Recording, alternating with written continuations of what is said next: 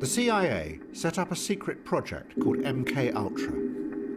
It was led by a psychiatrist called Ewan Cameron, who worked in a hospital in Montreal called the Allen Memorial. He took patients and, without telling them, experimented to see if he could wipe what he called the sick memories from their minds. To do this, he used repeated electroshocks and massive doses of LSD.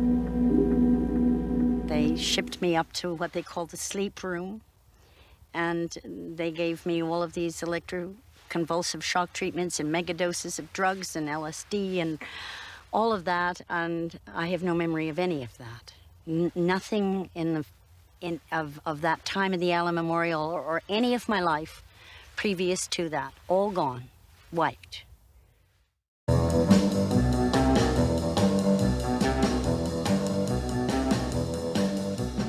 Some members of Discordianism were working at Playboy magazine, and Thornley decided that he was going to use Playboy magazine to start an experiment that would make people see how absurd all conspiracy theories really were. He called it Operation Mindfuck. In 1969, he and Greg Hill began Operation Mindfuck by placing a false letter in the Playboy letters page.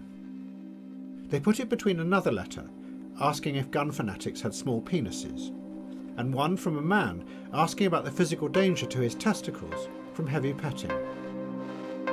Thornley's fake letter asked whether all the political assassinations in America were really being masterminded by a single secret society, and the society it named was the Illuminati. It said that the Illuminati were behind all the chaos and the fear that was now gripping America. He and the other Discordians then proceeded to spread this idea all across America through the counterculture, in magazines and books, and even in plays.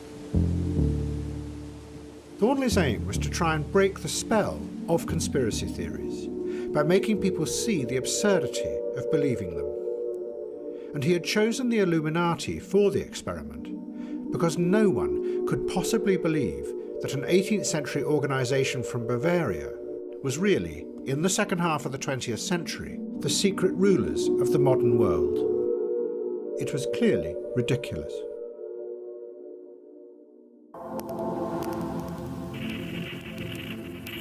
Dr. Cameron's experiments were a disaster. His brutal technique succeeded only in wiping the minds of those he experimented on. He then found he could put nothing back.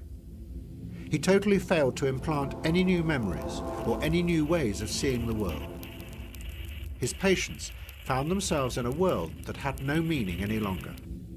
When I was discharged from the Allen Memorial, I felt like an alien from another world visiting this world. I knew I was different, and I didn't know how to become like everybody else. And it was a very lonely, scary place to be.